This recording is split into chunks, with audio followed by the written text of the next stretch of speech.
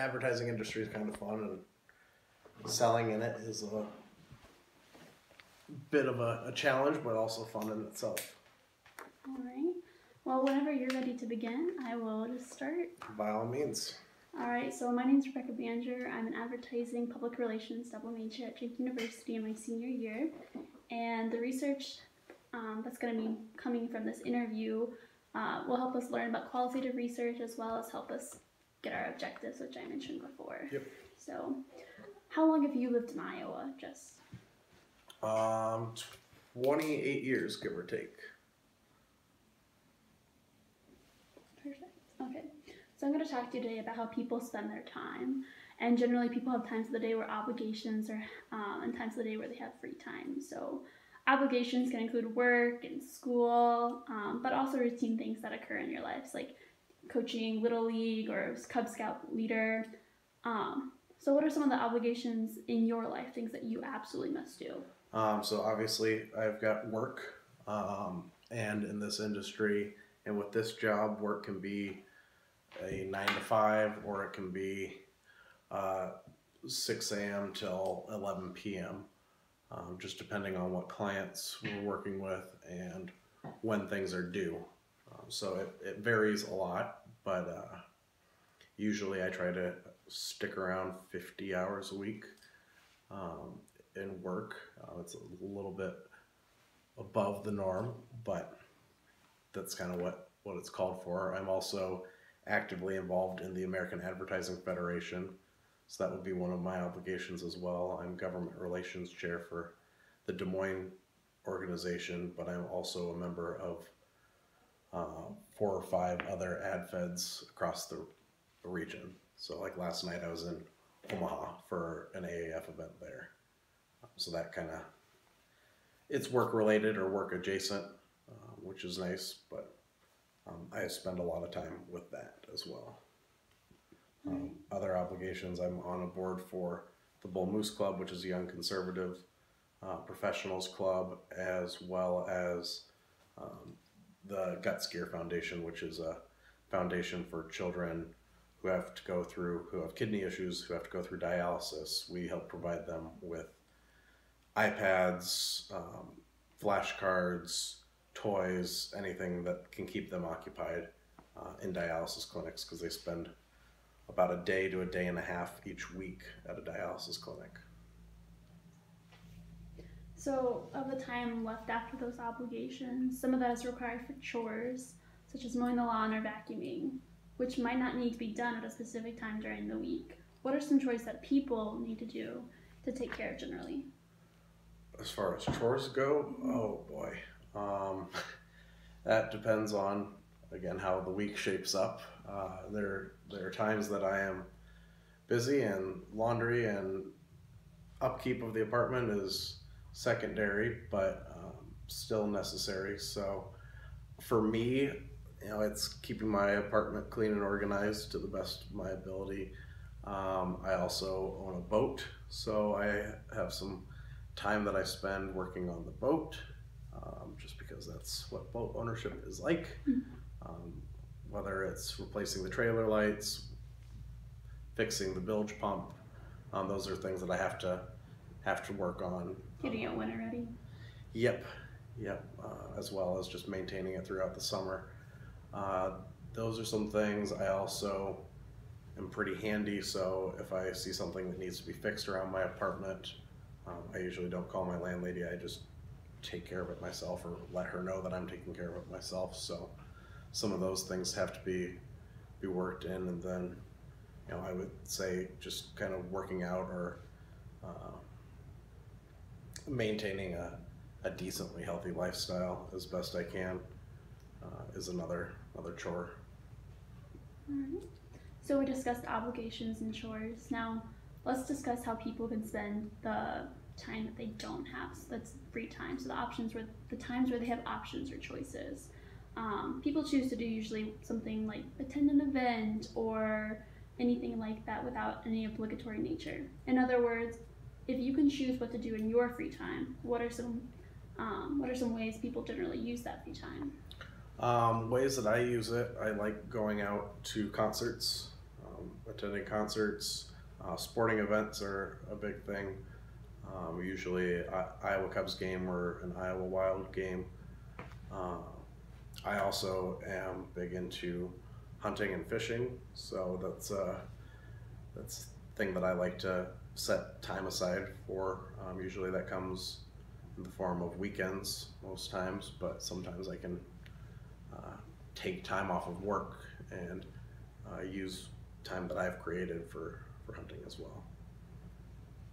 Okay, so let's talk about some of the ways you spend your time. I apologize. After you think about how much time is spent in obligation, how much time is spent in chores, how much free time actually remains. So we can divide this into work days or weekdays or weekends. So how much time do you have available? Oh, that's a good question. Again, goes week by week.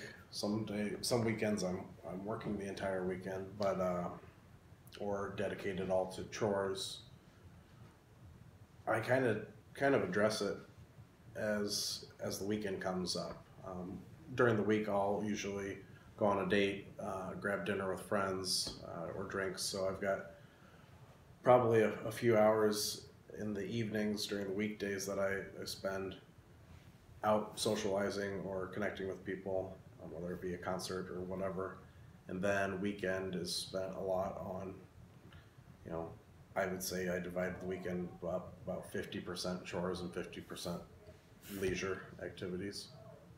So how many hours do you think that would be split into approximately? Like I know it changes week to Yeah. week. During the week, I would say 6 to 8 hours of leisurely kind of activity, and then weekend. Oh, I would say probably 15 to 16 hours spent on the weekend that are not dedicated to chores or other activities.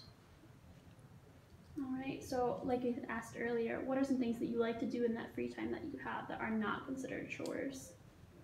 I would say catching a game, um, whether it be football on TV or it actually be an event that I go to. Um, Traveling, I do quite a bit of that. I actually balance some work and travel together, which is nice, but getting together with friends, all that kind of stuff. So let's go back over these things and talk about how often you do them. So the traveling, how often would you say you do that and who do you do it with? I would say for large traveling or what you would consider a vacation, I would probably throw that out 2 or 3 times a year. That I spend multiple days, whether it be a friend's bachelor party, whether it be a duck hunt, whatever. I probably only have that happen 2 or 3 times a year. And for like the sporting event or attending a game? For if I'm attending a game or something like that, I try to do that 3 or 4 times a month. And concerts vary. I can go see a local show or I can see a larger show, so I probably see 4 or 5 concerts each month.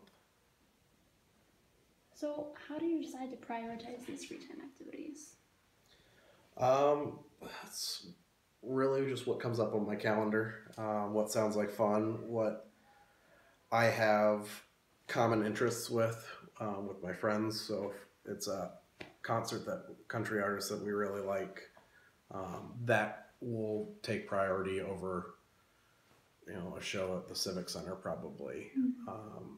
It's all based on my likes. So for hockey example, if I'm going to a hockey game, I'm going up to 2 in February. I've got those prioritized by one, my favorite team is playing the Minnesota Wild, and then 2, my friend's birthday is that same weekend, so I'm trying to maximize the time that I'm out at those kind of events. So, do any of these events have a special meaning to you? Not really. I'm big into sports, and so it's just fun to catch. I actually had the Iowa Wild as a client for a little while, so there's some special meaning there, I suppose, where I was the first person to call on the account, and I've become close friends with a lot of people down there. So, you've mentioned sports a lot, and so let's talk about sports as a free time option. Have you or anyone in your family participated in sports? Yeah, I play softball. Every once in a while, I used to play water polo. I should probably get back into it. My dad is a baseball coach. He's coached Little League for over 20 years now. That's pretty much just my dad and I on the sports side of things. So, what level? You said your father coaches Little League? Yep. Did you participate in high school or anything? In high school, I played baseball for one summer and then was on the swim team for 4 years.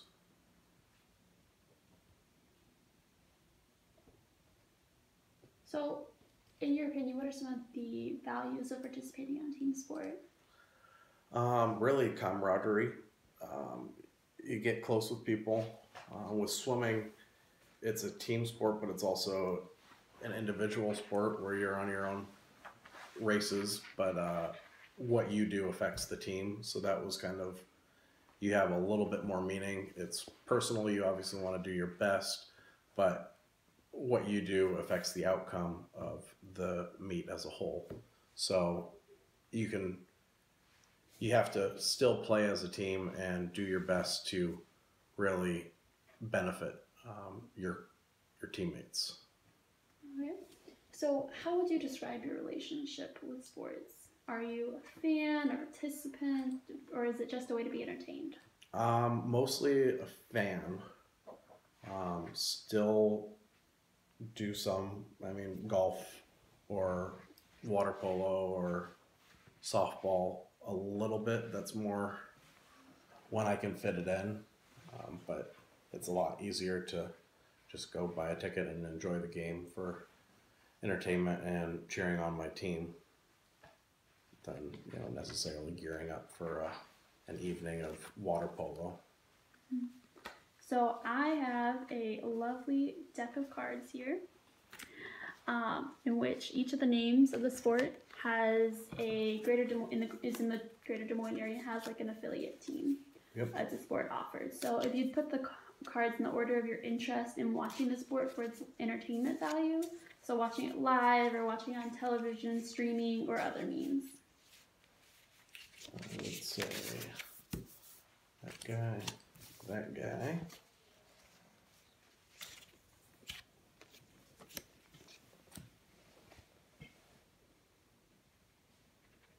So let's talk about the sports in the sequence. What are some of the reasons that you identified hockey as the #1 preference for its entertainment value?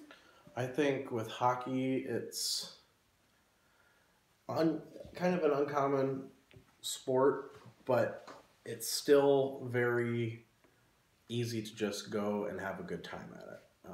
I've got lots of friends that are hockey fans, but I have friends that are just like, why would I ever go to a hockey game until you get there? And it's just the atmosphere that I really enjoy, and the ability to take anybody from a huge fanatic to somebody's first hockey game and still being able to enjoy it. Okay. So if you put the cards now in order of your interest as an active fan, so by that I mean someone who is intensely loyal, like one of these sports you just have a die-hard passion for, or it might be the same order for you. I'm just gonna swap those two there. So let's talk about the baseball, softball in this sequence. What are some of the reasons you identified it as a sport of your highest loyalty or dedication? Well, I've been a baseball fan my entire life, and have really just gotten into it through my dad being involved in Little League, and as well as kind of encouraging me to play it, but also to watch it. We always went on trips to wherever, but we'd always find a baseball game as growing up. So whether it was to Burlington, we'd go see the Burlington Bees, or Davenport, we'd see the AAA affiliate there. So it doesn't even have to be, going to Chicago and seeing the Cubs, which we did, but we'd always find some level of baseball growing up. So that's why I'm really passionate. I've got San Francisco Giants are my favorite team, and I will watch for the Sacramento River Cats to come into town, who's the AAA affiliate of the Giants, and I will go because then I can see some of the players that have played with the Giants or will play with the Giants and cheer for them. Very nice. So I have a second deck of cards. I'm just going to collect these very quickly. I have a second deck of cards. It's a little more expansive. Can you separate all of the sports by whether or not your family members have played? So they have or haven't.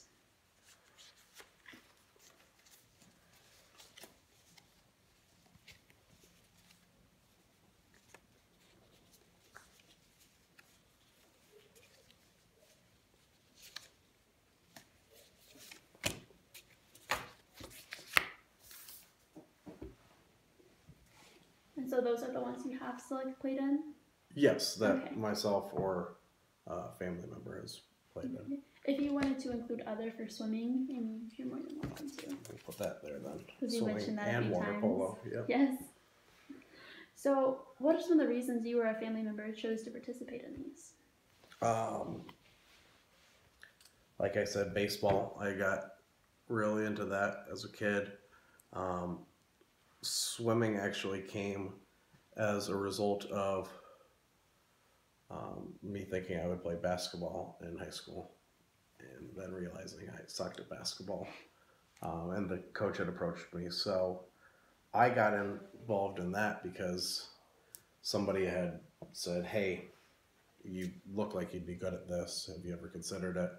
I had a couple of mutual friends in it, and then realized how much fun I could have in it and grow.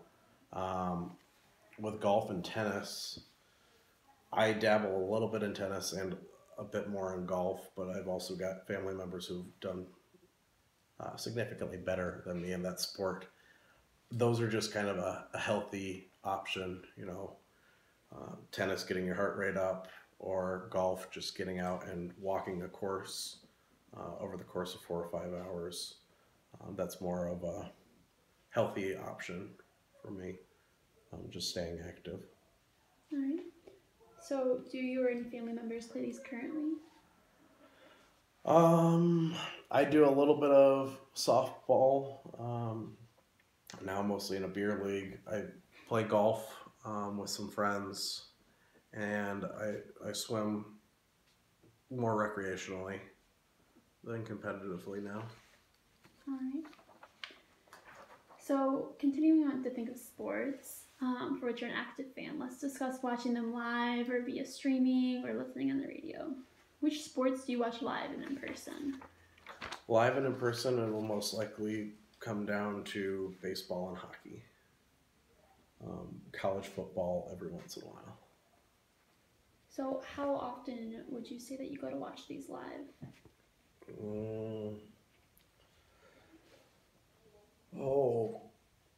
2-3 times a month.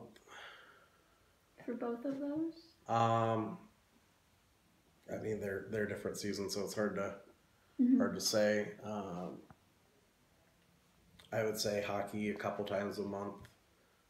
Baseball would be 2 or 3 times, maybe 4 times in the summer, just because it's a little bit more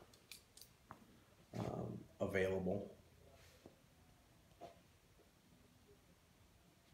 And then football, if I see it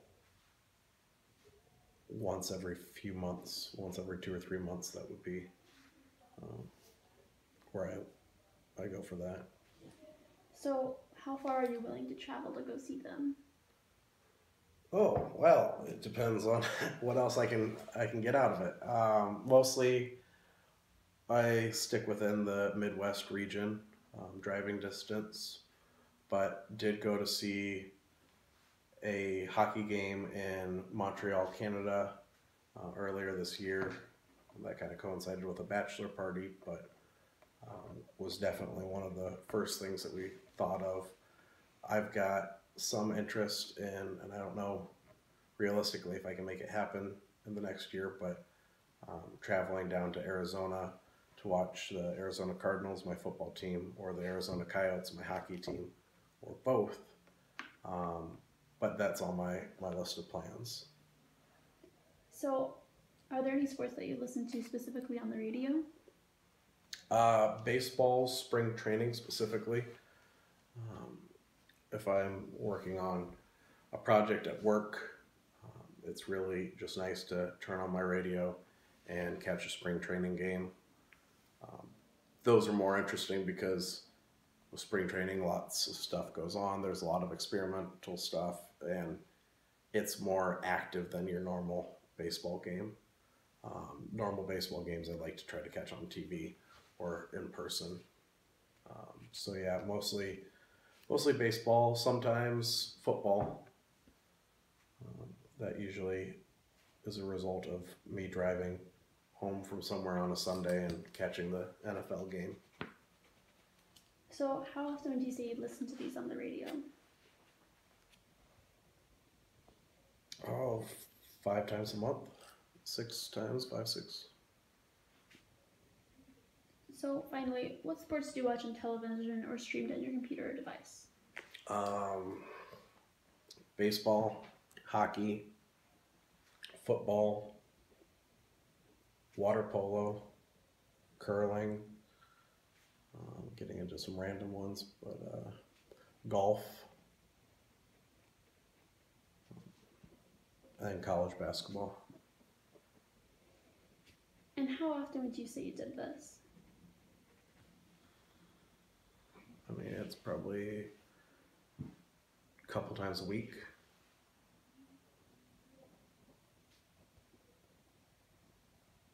So, we have several semi-pro or minor league teams in the Greater Des Moines area. Which ones have you ever watched live? Iowa Wild, Iowa Cubs, and the Barnstormers. So, are there any others that you recall from the list I'm about to read that you recall watching live? So, Barnstormers, the Iowa Wolves, the Iowa Wild, the Iowa Cubs, the Iowa Des Moines Buccaneers, the Des Moines Menace, or the Des Moines Chill? Nope, just the 3. I'm familiar with all of them. But. Mm-hmm. So, of the events that you have been to, how frequently have you attended in the past year? Oh, I probably saw a half dozen baseball games, maybe more than that. 10 baseball games this summer. I've not made it to an Iowa Wild hockey game, but I've made it to a couple other hockey games this year. That's about it. I've been kind of lacking. So, what are some of the reasons that you're lacking, as you'd say, why you don't attend these team sporting events more often? A lot of it is travel. I've been working quite a bit, traveling to different locations. So, like I said, that's when I usually try to catch it on the radio because I'm on the way back. But yeah, mostly my schedule's been tied up with other obligations. So, we've discussed sports for a few minutes now, and so let's turn our attention to some other areas of interest. Earlier, I asked you about going to live sporting events. Are there other types of non-sports events that you would consider going to live? Concerts, plays or musicals, and every once in a while a comedy show. So, what is it about these events that attracts you? I would just say it's really an entertainment factor, whether it's going out with a friend or going out on a date. Just an easy kind of event to attend and enjoy. So, of all of the sporting options and non-sporting options and live events, which one is the most enjoyable for you? Oh, that's a tough question. Oh, I would have to say probably plays and musicals. Why is that? I just really enjoy the arts. Um, they're a more intimate setting and usually something I haven't seen or don't have the opportunity to see as often or frequently. So, is there anything else you'd like to share with me about spending free time watching live events? Always good, enjoyed with company and a cold beer. All right, and I am nearing my last question. So, we have several minor league team sport venues in the Greater Des Moines area. Which one do you live closest to? The Wells Fargo Arena, Principal Park, Valley High School Stadium, or the Metro Ice, which is the Bucks Arena? I would say it'd be a tie for Wells Fargo and the Iowa Cubs. Said Taylor. All right. So, thank you again for all of your cooperation, your help. Your participation is really helping me learn about qualitative research, and this information